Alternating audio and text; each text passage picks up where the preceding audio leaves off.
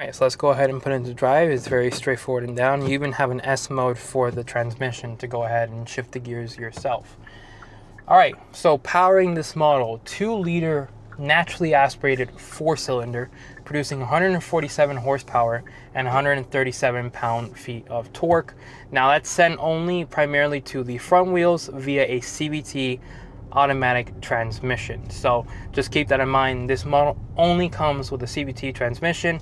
They do not offer the 1.6 liter turbocharged engine. Once they did the refresh, that was it. You don't have that option at all, even in the GT line version. But let's set off over here, see how it performs in normal mode. Giving it some gas.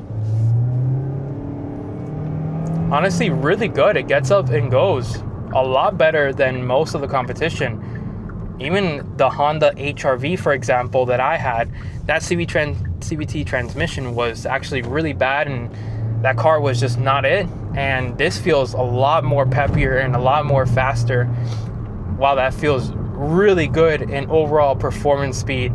I like the way that feels. I'm gonna go over here and let's see how it takes this corner over here.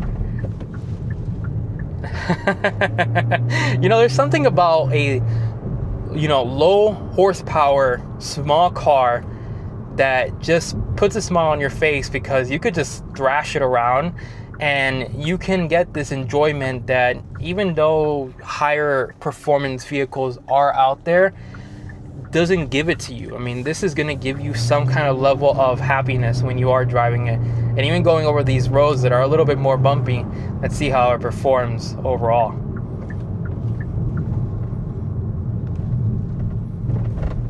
Honestly, really good. I like the way the suspension feels in this model. Very, very surprised on how this feels. And as you see right there, turning in, sharp, precise turn in. Wow. Very impressive, Kia, with what you have done for this model. We're gonna actually throw it over here into the back road. We're gonna see how it feels back here as well.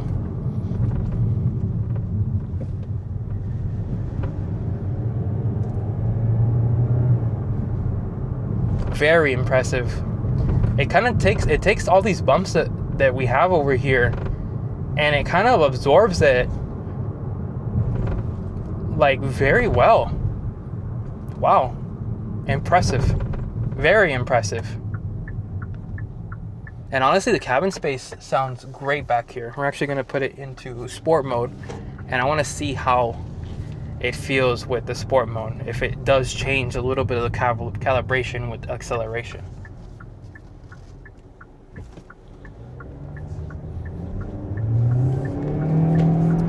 You can feel the front wheels gripping and trying to spin a little bit.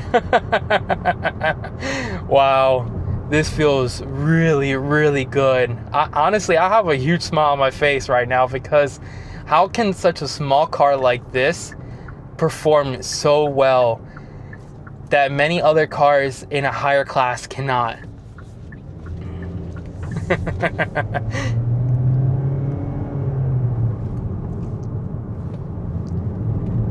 Look how it goes around that curve right there. Let's see how it goes around here as well. Look at that. Look at that. Wow. Awesome job, Kia. That is amazing what you have created with this car. It's so sad to see this car go, because it's one of those things where, you know, this is and was the last remaining vehicle in its boxy format. I mean, the competitors were the Nissan Cube as well as the Scion XB, and both of those have been killed off or axed for so many years now that this was the sole survivor compared to those. And honestly, it's very impressive that Kia has continued to carry this vehicle on for so long, especially in 2025. You know, this is it. This is, you know, the last that we're going to see the Kia Soul. And I'm so happy that I was able to get an EX, and huge thanks to South Dade Kia for allowing me to film this vehicle once again. You know, they have just always been helping me out when it comes to like doing videos of cars. And I'm so happy that once they got this car, and Angel V, which is the salesperson there, he called me up and he was like, hey, look, we have this Kia Soul and it has the, you know, Soulmate edition package. Come by, check it out, do a review. And I did, and honestly, I'm quite impressed by it. Once again, it's very sad to see this car go. It's amazing. The chassis feels good.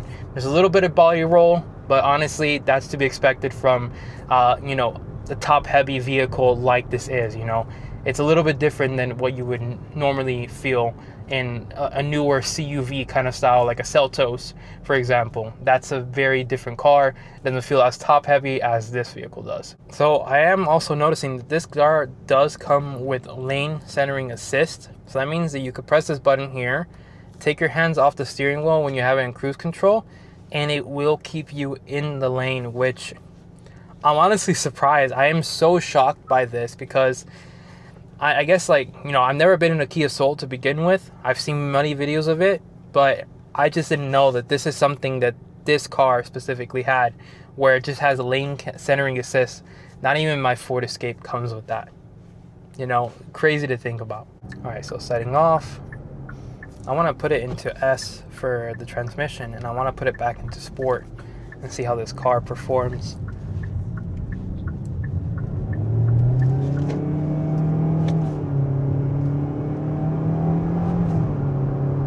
Yeah, I mean, it simulates the gears. It's not a conventional CVT transmission, but you know what? It does the job. Once again, ladies and gentlemen, thank you so much for watching the video. Make sure to go ahead, like, comment, subscribe. And also, make sure to go ahead, if you guys are interested in purchasing a Kia, contact Angel V at South Dade Kia. Once again, I'll see you all in the next video. Peace.